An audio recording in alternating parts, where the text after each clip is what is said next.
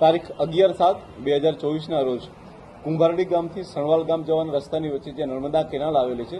ત્યાં એક અજાણ્યા પુરુષની ડેડ બોડી પોલીસને મળે છે. પ્રાથમિક દ્રષ્ટિએ લાગી રહ્યું છે કે એ એક્સિડન્ટ છે, જેથી કરીને પોલીસ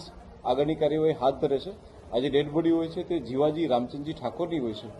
પરંતુ પીએમ કરાવ્યા બાદ પોલીસના ધ્યાન ઉપર આવે છે કે જે વસ્તુથી તેની હત્યા થઈ છે તે કોઈ તીક્ષ્ણ હથિયાર હોવું જોઈએ, પરંતુ પીએમ રિપોર્ટમાં સ્પષ્ટ નથી થઈ રહ્યું કે એ તીક્ષ્ણ હથિયાર કોઈ એક્સિડન્ટ માટેનો કોઈ વાહન બી હોઈ શકે છે અને કોઈ હથિયાર બી હોઈ શકે છે. જેથી કરીને શંકાના આધારે પોલીસ જે છે અલગ અલગ ટીમોની અમે રચના કરી છે અને ત્યારબાદ જે છે તે દરેકને અલગ અલગ ટાસ્ક આપવામાં આવે છે. આ ઉપરાંત જે મરનાર જણા છે તેની ઓળખ પણ પ્રસ્થાપિત કરવામાં આવે છે અને ત્યારબાદ જે છે તેની હિસ્ટ્રી બી ચેક કરવામાં આવે છે. અલગ અલગ ઘણા બધા સીસીટીવી કેમેરા, ઘણા બધા ટેકનિકલ એનાલિસિસ અને ઘણા બધા જે હ્યુમન ઇન્ટેલિજન્સ સોર્સથી ઇન્ટ્રોગેશનની મદદથી પોલીસે ઘણા દિવસની જહેમત બાદ આ જે હતી એ હત્યા હતી અને હત્યાનો ભેદ ઉકેલી નાખ્યો છે.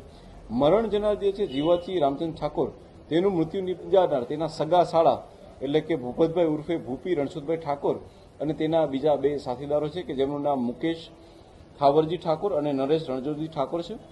મૃત્યુનું જે મુખ્ય કારણ છે એ છે કે જે મુખ્ય આરોપી છે તેની સગી ભત્રીજીના લગ્ન હોય અને લગ્નમાં જે જીવાજી છે તે જઈ અને બબાલ કરવાના હોય, જેથી કરીને આવું કરે નહીં, જેના માટે થઈને એ લોકો તેમની વચ્ચે હાથાપાઈ થાય છે અને ત્યારબાદ જે છે એ આરોપીઓ તેનું મૃત્યુ પણ કરી નાખે છે.